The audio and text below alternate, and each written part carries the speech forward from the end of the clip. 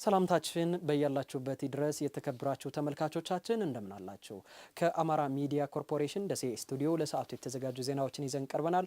ከዜናዎቹ ጋር ሰላዲን ሰይር ነኝ። እስከ ዜናዎቻችን ፍጻሜ ድረስ አብራችሁን ቆዩ። የፍርድ ጥራትና ቅልጥፍናን ሊያረጋግጡ የሚችሉ የለውጥ ስራዎችን እያከናወነ መሆኑን የአማራ ክልል ጠቅላይ ፍርድ ቤት ገለጸ። ጠቅላይ ፍርድ ቤቱ የደቡብ ወሎ ዞን ከፍተኛ ፍርድ ቤትንና የጠቅላይ ፍርድ ቤት ደሴ ምድብ ችሎት የ6 ወራት አፈጻጸምን ገምግሟል። ዝርዝሩን ሰይድ አብዱ ይነግረናል።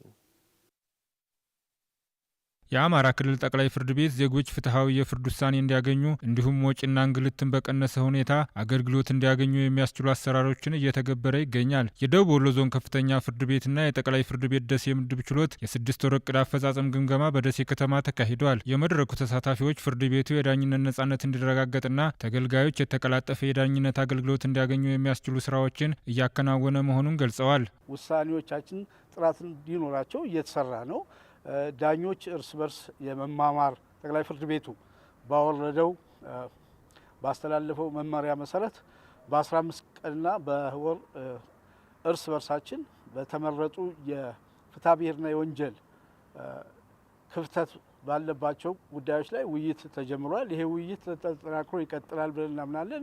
ይሄ ደግሞ ለምንሰጠው ውሳኔ ለምንሰጠው ፍርድ ጥራት የተሻለ ያደርጋል ብለን ስባለን በየ15 ቀኑ እንገመግማለን፣ ስራዎቻችንን እንገመግማለን። ለችሎቶች ደረጃ ሁሉ በማውጣት ይሄን ያክል ይቀራቸዋል፣ ይሄን ያህል ሄዳቸዋል፣ ከሌ የተሻለ ሰርቷል፣ ከሌ ያነሰ ነው የሰራው እያልን እየጠየቅ የምናነቃቃበት ሁኔታና መዝገቦችን ራሱ ወደ ታች ወርደን እንኳን የመመርመር እያንዳንዱ መዝገብ በምን አይነት አግባብ ነው የተቀጠረው፣ በአግባቡ ነው የቀጠሩት ነው፣ ዝም ብለው ነው በችልተኛ ማለቅ የሚገባው መዝገብ ነው ሳያልቅ የቀረው ነው፣ የግድ መጣራት የሚገባው ነገር ኖሮ ተጣርቶ ባለመምጣቱ የተነሳ ነው እንደዚህ የሆነው የሚለውን ነገር ከፍተኛ ክትትል እያደረግን ያለ ነው። የአማራ ክልል ጠቅላይ ፍርድ ቤት ፕሬዝዳንት አቶ አለማን ታግደው ፍርድ ቤቱ በሀገር አቀፍ ደረጃ ተግባራዊ እየተደረገ ያለውን የዳኝነት ትራንስፎርሜሽን እቅድን ከሌሎች የፍትህ ተቋማት ጋር በመሆን ተግባራዊ እያደረገ ነው ብለዋል። የሰው ሀብት ልማት ላይ ልዩ ትኩረት ተሰጥቶ እየተሰራ እንደሚገኝ ያነሱት ፕሬዝዳንቱ ይህም የፍርድ ጥራትንና ቅልጥፍናን ለማምጣት እንደሚያስችል ገልጸዋል። የዳኝነት አገልግሎቱን ተደራሽ ለማድረግ የዲጂታላይዜሽን አሰራሮች ተግባራዊ እየተደረጉ መሆናቸውንም አንስተዋል። በእኛ ክልል በተለይ የሰው ኃይል አቅም ግንባታ፣ የሰው ሀብት ልማት የዳኝነት አገልግሎቱን ጥራት፣ ቅልጥፍና ለመወሰን ወሳኝ ስለሆነ እሱ ላይ አበክረን እየሰራን ነው የሚገኘው። ዳኞች እርስ በርሳቸው የሚማማሩበት በወር 2 ጊዜ የሚደረግ የዳኞች የውይይት መድረኮችን እያካሄድን ነው የምንገኘው። ሌላው የዳኝነት አገልግሎቱን ተደራሽ እናደርግበታለን ብለን እየሰራን ያለ ነው የዲጂታላይዜሽን ነው። እሱ በጣም በከፍተኛ ደረጃ የባለጉዳዮችን እንግልት እየቀነሰ ነው የሚገኘው። ኢፋይሊንግ የሚባል ሲስተም አስጀምረናል። ይሄም ባለጉዳዮች ባሉበት ቦታ ሆነው መዝገብ የሚከፍቱበት አሰራር ነው። በደሴና አካባቢው የሚገኙ ባለጉዳዮች ፋይል ለማስከፈት ወይም ክርክር ለማድረግ ወደ ባህር ዳር የሚሄዱበት አሰራር እንደማይኖርም ተናግረዋል። የደሴ ጠቅላይ ፍርድ ቤት ሰበር ችሎቱ ወደ ባህር ዳር ሄዷል የሚነሳ አለ። እሱ ፈጽሞ ትክክል አይደለም። ምክንያቱም የደሴ ሰበር ጉዳዮች መዝገቦች የሚከፈቱት በኢፋይሊንግ እዚሁ ደሴ ከተማ ነው። ክርክሩም ቢሆን እዚሁ ደሴ ከፍተኛ ፍርድ ቤት ላይ በተዘጋጁ ስማርት ችሎቶች ነው ክርክር የሚደረገው ማለት ነው። ባለጉዳዮች የደሴና አካባቢው ባለጉዳዮች መዝገብ ለማስከፈት ወይም ክርክር ለማድረግ ብለው ባህር ዳር የሚሄዱበት አጋጣሚ ምንም የለም። ነገር ግን የሰበር ችሎቱን በተለየ ሁኔታ ለማደራጀት ጥረት እያደረግን ነው። የተመጠኑ ዳኞች ሆነው የተለየ አቅም ያላቸው የሚሰጡት ውሳኔም ወደፊት በምናወጣው የሕግ ማዕቀፍ የበታች ፍርድ ቤቶችን ማስገደድ የሚችልና ጥራት ያለው አስተማሪ የሆነ ውሳኔ እንዲሆን እንፈልጋለን። የተሻለ ውጤት ለማስመዝገብ በቂ ዝግጅት እያደረጉ መሆኑን በደቡብ ወሎ ዞን ኩታበር ወረዳ የ12ኛ ክፍል ተማሪዎች ገለጹ። የትምህርት ግብዓቶችን በማሟላትና የአዳር ጥናትን በመጀመር የተማሪዎችን የማለፍ ምጣኔ ከፍ ለማድረግ እየሰራ መሆኑን የወረዳው ትምህርት ጽሕፈት ቤት አስታውቋል። አንተነህ ጸጋይ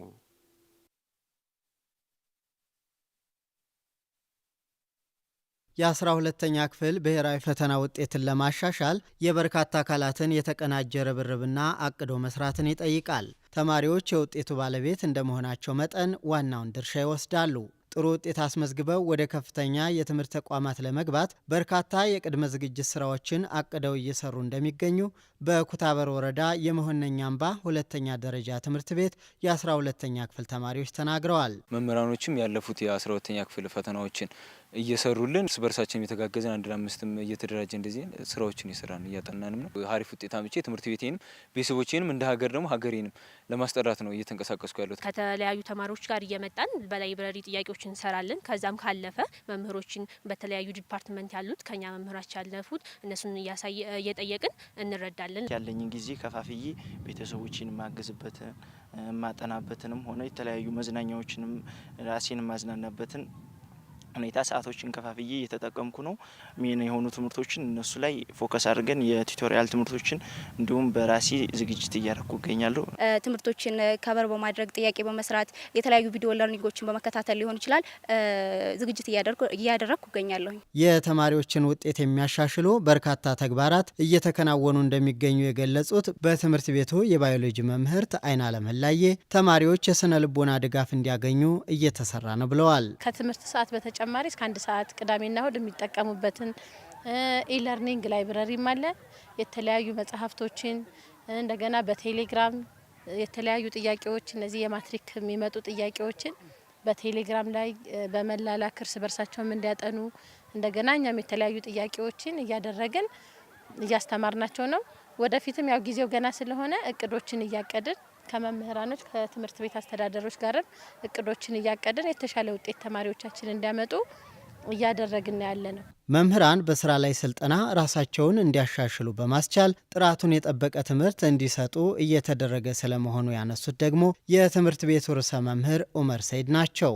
ባለፈው ዓመት ካመጣነው የ12ኛ ክፍል ውጤት 22.5% በተሻለ መጠን ማለት ነው። በዛ ዓመት አቅደን 52% እናመጣለን ብለን አቅደን እየሰራ ነው የምንገኘው። በተለይ 12ኛ ክፍል 6 ሴክሽኖች አሉን። እነሱን ለማብቃት በማጠናከሪያ ትምህርትና የቲዩቶሪያል ትምህርት እየተሰጠ ይገኛል። የኩታበር ወረዳ ትምህርት ጽሕፈት ቤት ምክትል ኃላፊ ሁሴን የሱፍ የተማሪዎችን የማለፍ ምጣኔ ከፍ ለማድረግ ግብዓትንም በማሟላት የአዳር ጥናትንም ለመጀመር ታቅዶ እየተሰራ መሆኑን አስረድተዋል። በወረዳችን 4 ሁለተኛ ደረጃ ትምህርት ቤቶች አሉ። አራቱም ያሳለፉት በድምሩ በ2017 ዓ.ም 17 ተማሪ ነበረ ሬሚዲያልን ሳይጨምር ማለት ነው። የዘንድሮ ስለ በ2018 በተገለጸው ውጤት ደግሞ ቁጥሩ ወደ 29 ከፍ ብሏል።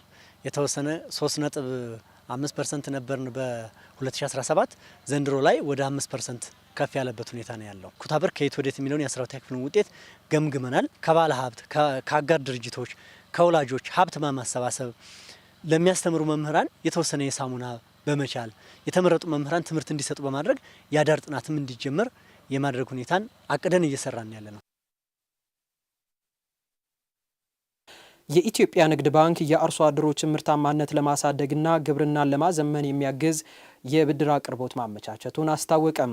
የኢትዮጵያ ንግድ ባንክ ደሴ ዲስትሪክት እና የደቡብ ወሎ ዞን አስተዳደር በግልና በቡድን ለተደራጁ አርሶ አደሮች ብድር ለማመቻቸት የስምምነት ሰነድ ተፈራርመዋል። ደጀን አምባቸው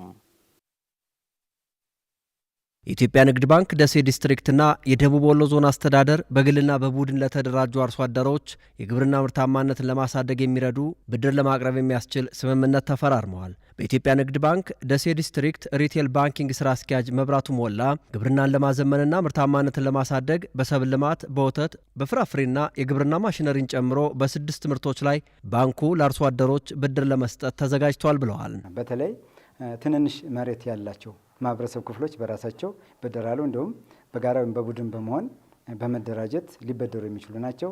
ከዚህም ዩኒየኖችና በእነሱ ስር ያሉ እንዲሁም በማህበራት ስር ያሉ ሜምበሮችም የብድሩ ተቋዳሽ የሚሆኑበት ሁኔታ ይመቻቻል ማለት ነው። የባንኩ ደንበኛ መሆን፣ የመሬት ይዞታ ማረጋገጫ መያዝና ሌሎች የብድር መስፈርቶችን በማሟላት አርሶ አደሮች የእድሉ ተጠቃሚ መሆን ይችላሉ ነው የተባለው። ገበሬዎች የላንድ ሰርቲፊኬት ነው የላንድ የመሬት ባለ ይዞታ መሆናቸው ብቻ በቂ ነው። ለማሽነሪ የኮላተራል መያዣዎች አሉ። እሱ ፕሮሲጀር ላይ የተቀመጠ ያለ የ35% ኮላተራል እና ወይም ደግሞ ኢኩቲ ኮንትሪቢሽን እና የ65% ብድሩን ባንኩ ኢንጀክት ያደርጋል ማለት ነው በአግሪካልቸራል ማሽነሪ። ሌሎች ግን በመሬት ይዞታ መሆን ብቻ ይጠበቅባቸዋል ማለት ነው። የደቡብ ወሎ ዞን ዋና አስተዳዳሪ አሊ መኮንን አርሶ አደሮች ከተለመደው አሰራር ወጥተው ግብርናን ለማዘመን በትራክተር በኮምባይነርና ሌሎች የግብርና ምርት ማሳደጊያ ዘመናዊ ቴክኖሎጂዎችን እንዲጠቀሙ ማድረግ ያስፈልጋል ብለዋል። እስካሁን የነበረውን የፋይናንስ ጉድለት ለመሙላት ከንግድ ባንክ ጋር ስምምነት መደረሱ ለዞኑ አርሶ አደሮች ትልቅ አቅም ይፈጥራል ነው ያሉት።